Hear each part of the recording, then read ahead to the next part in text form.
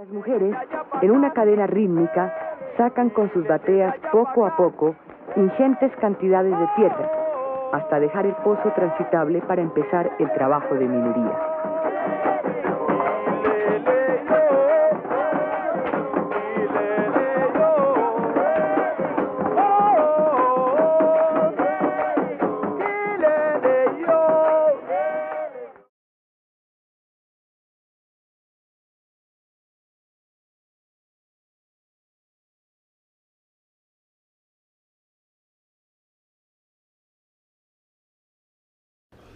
En el campo en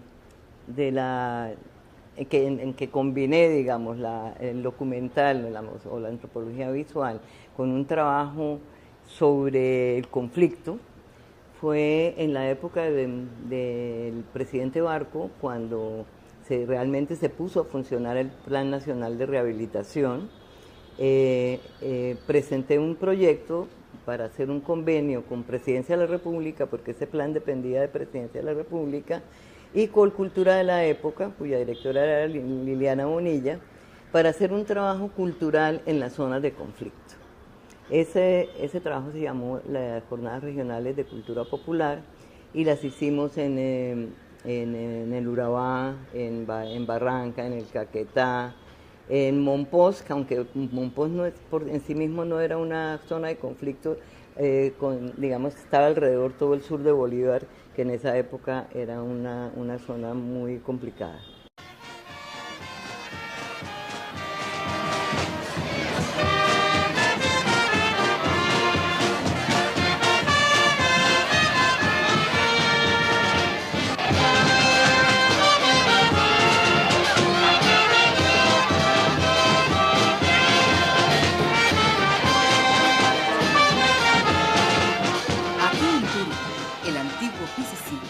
Se llevó a cabo la Jornada Cultural de la región de Urabá.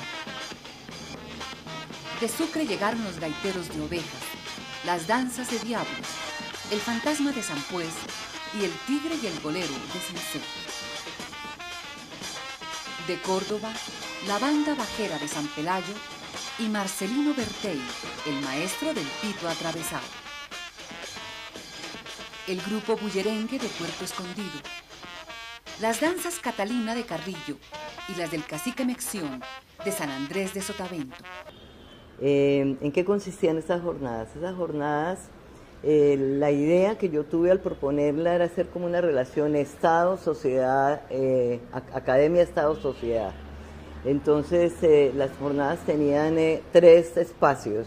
El espacio festivo, recreativo, que era la convocatoria de los artistas populares, porque siempre he trabajado con la cultura popular, es decir, músicos, danzantes, literatos, trovadores, literatura oral, todo eso, ese era el espacio festivo. Teníamos un espacio de reflexión donde invitábamos a los académicos que estaban investigando sobre temas de la región, no necesariamente los temas de cultura, sino también los temas económicos, los temas sociales. Y en ese espacio participaban pues las comunidades, ¿no? Es decir, los maestros, participaban incluso en muchos de ellos, lo supimos ya cuando estábamos, no se habían convocado, pero iban, gente que estaba en la lucha armada, tanto de un lado como del otro.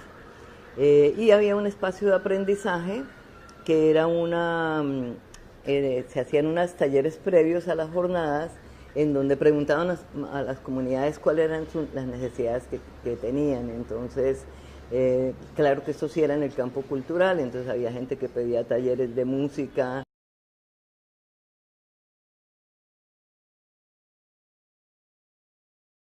Que debería en ese momento, de pronto lo están construyendo, pero hasta ahora no se sabe. Es decir, ya llevamos 2 años de conversaciones en La Habana y no se ha visto ningún proyecto del Ministerio de Cultura en relación con eso, ¿verdad? Entonces me parece que lógicamente replanteándolo, las condiciones son distintas a las de estos años anteriores.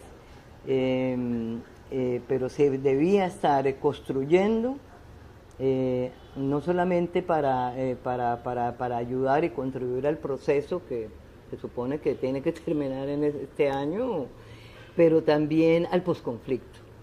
Para el posconflicto yo creo que hay que construir cantidades de programas, y la cultura yo creo que puede, por lo menos pienso yo, y así lo hemos visto en otras experiencias, ayudar a solucionar esos problemas de convivencia. Y es decir, hay muchos ejemplos que se han dado ya en los Montes de María, en muchas regiones del país, donde proyectos culturales han contribuido a todos los problemas que surgen después de que se firma un acuerdo o de que se movilizan unas personas. Marcelino Bertel Maceda. Sí, yo esto lo aprendí porque mi papá sabía esto. Y cuando yo aprendí esto, uno hacía esta cañita y embocaba el monte a oír cantar los pajaritos, y por medio de los pajaritos uno componía su música.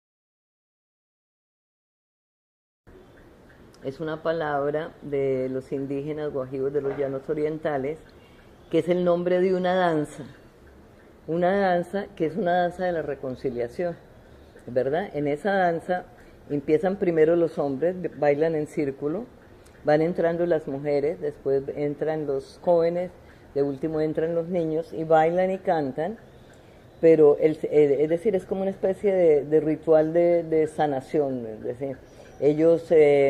para uno entrar ahí, tiene que dejar afuera los odios, los resentimientos, los rencores, los celos, es decir, todo lo que ellos califican, o todos calificamos como sentimientos negativos, hay que dejarlos afuera cuando uno entra a bailar la danza.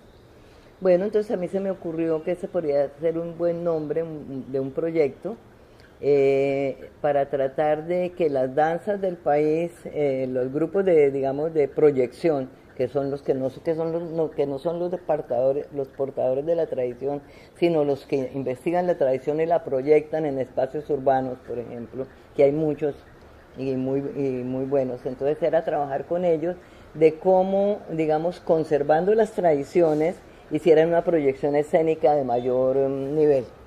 Entonces es un proyecto que hicimos con 2 maestros cubanos del Conjunto Folclórico Nacional Cubano, y recorrimos varias regiones, hicimos un documental en cada región, haciendo que, eso primero había unos talleres teóricos, después unos talleres sobre danza, y después había una muestra, es decir, los grupos hacían una muestra de cuáles eran las danzas que ellos tenían proyectadas, y trabajaban con los coreógrafos de una manera de sin cambiar la esencia, sin cambiar la música, sin cambiarla nada, se hiciera una proyección escénica de mayor calidad. Entonces ese fue el proyecto Alecumá. Se concentró en la danza, se concentró no en los portadores, sino en los que hacen una proyección de las culturas tradicionales, y tenía ese objetivo. Pero también un poco el objetivo de que serán grupos que también trabajaban en proyectos de convivencia, proyectos de ese tipo.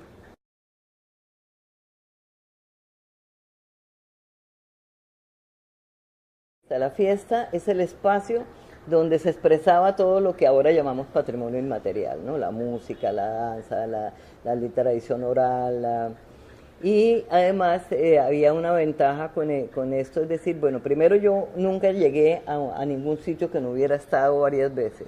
Es decir, cuando yo hice, por ejemplo, Los Últimos Juglares y El Nuevo Rey sobre el vallenato, yo ya había estado muchísimas veces en la región y en los festivales de la región. Entonces tenía un conocimiento y una relación directa con los protagonistas, que me permitían decirle, por ejemplo, a Alejo Durán: Alejo, yo quiero que tú estés el 27 de abril en el Paso Cesar, tu pueblo, porque voy a hacer un documental sobre la fiesta patronal de tu pueblo. Y Alejo llegaba, ¿no? Entonces la preproducción, mejor dicho, ya estaba hecha porque yo tenía una relación muy cercana con ellos. Y en la fiesta pasa de que la fiesta tiene su guión ya elaborado, la fiesta tiene un principio, tiene un clima, tiene un final, tiene unos actores determinados y todo, pero lógicamente el tema exclusivo de la serie no fue la fiesta. Es decir, después empezamos a hacer personajes, empezamos a hacer otros, por ejemplo, documentales como la minería del hambre. Entonces era lo que estaba pasando en ese momento en el Chocó con la minoría, que no era tan grave como lo de ahora, pero es decir, en donde se mezclaba un poco, digamos, las situaciones sociales y económicas de la región con sus expresiones culturales, ¿verdad? Audiovisuales está presentando Yurupari.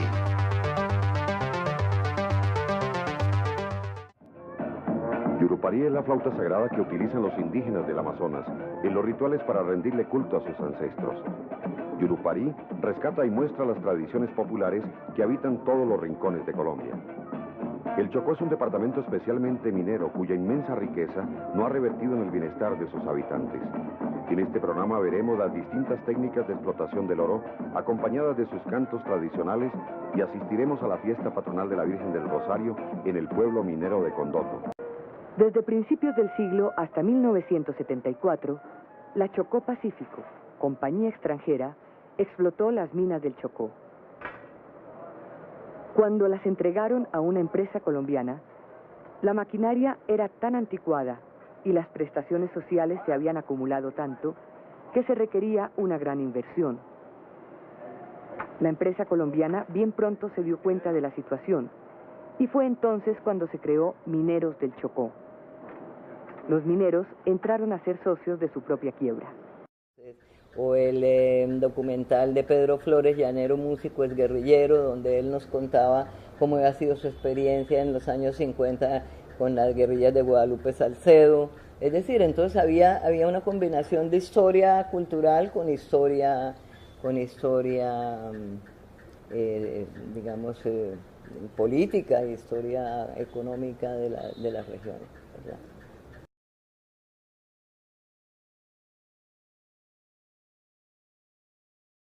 Sin embargo, en la cultura sigue siendo, en relación con el presupuesto, la cenicienta de todos los ministerios. Entonces, así haya proyectos, políticas y todo, las políticas se necesitan que tengan recursos para hacerlas. Es decir, es así como vemos que ciudades como Medellín, por ejemplo, o Bogotá, tienen más recursos para cultura, para la ciudad, que el ministerio para todo el país, ¿verdad? Entonces yo en este momento veo que el problema no es tanto de políticas, que las hay.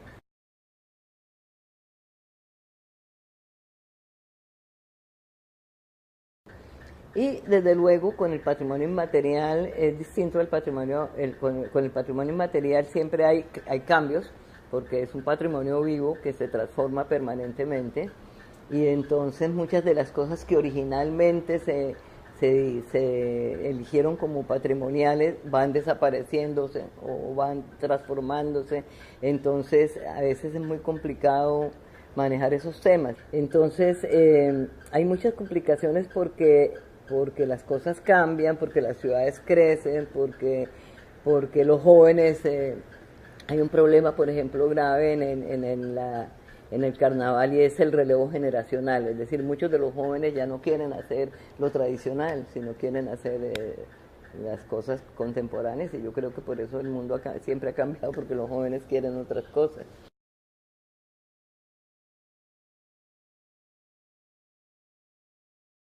Les decía ahora en los talleres que hicimos para hacerlo, el plan de salvaguardia, que en el carnaval hay muchas disidencias, y a diferencia de la política, donde las disidencias a veces complican la situación, en el carnaval las disidencias enriquecen el carnaval.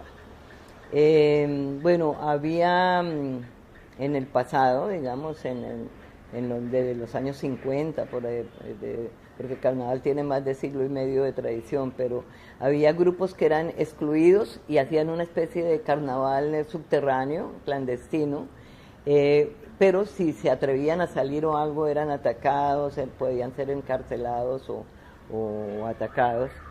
Eso cambió, empezó a partir muy reciente, a partir del año 88, yo hice un documental sobre eso, era por ejemplo la comunidad gay. La comunidad gay en este momento tiene dos organizaciones, una que la Corporación Autónoma del Carnaval Gay y la Corporación Autónoma del Carnaval Metropolitano, que tienen sus propios, es decir, participan en el carnaval grande, pero tienen sus propios eventos aparte, como decirle la Guacherna Gay, que es uno de los desfiles ahora con más gente, porque es bastante importante, tienen sus propios reinados, tienen sus propios... y hablando con ellos, es decir, ellos utilizaron un poco los espacios festivos del carnaval para reafirmar su identidad sexual y para pedir sus derechos.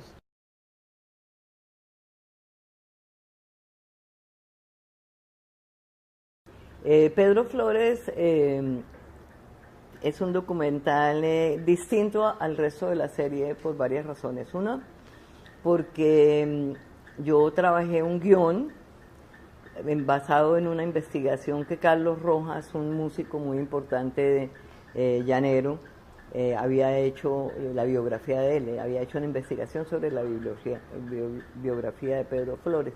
Entonces hicimos un preguión, lo llevamos a Casanare, se lo consultamos a Pedro lo aprobó, y hay muchas cosas del documental que son puestas en escena, porque nosotros no teníamos sino 10 días para hacer el documental y tenían que pasar todas las cosas que nosotros habíamos elegido que debían pasar.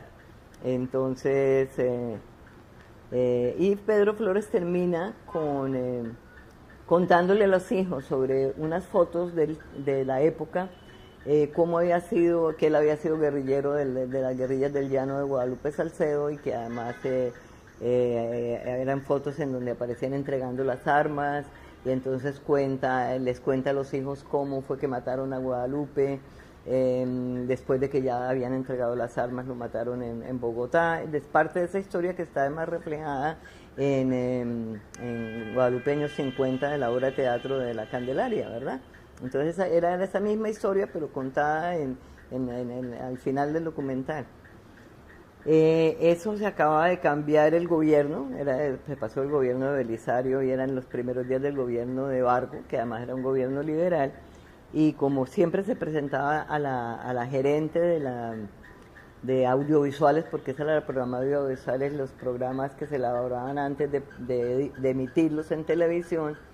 Cuando vieron el documental, ella después citó al ministro de gobierno, ya yo no me acuerdo quién más, para verlo, y dijeron que yo tenía que quitar la parte de que hablaban de las guerrillas, además porque ellos cantaban ahí unos corridos que son corridos guerrilleros que son de la época, pero no de la guerrilla de ahora, sino de la guerrilla de los años 50.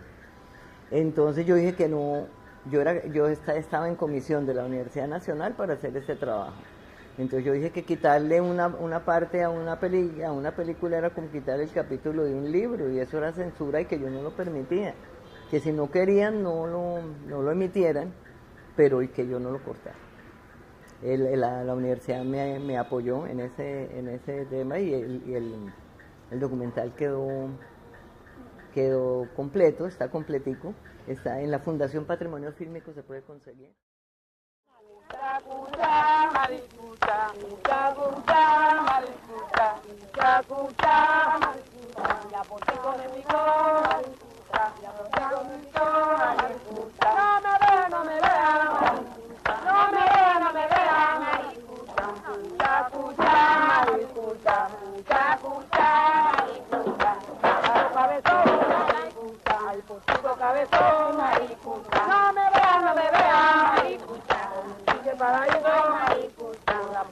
Paraíso,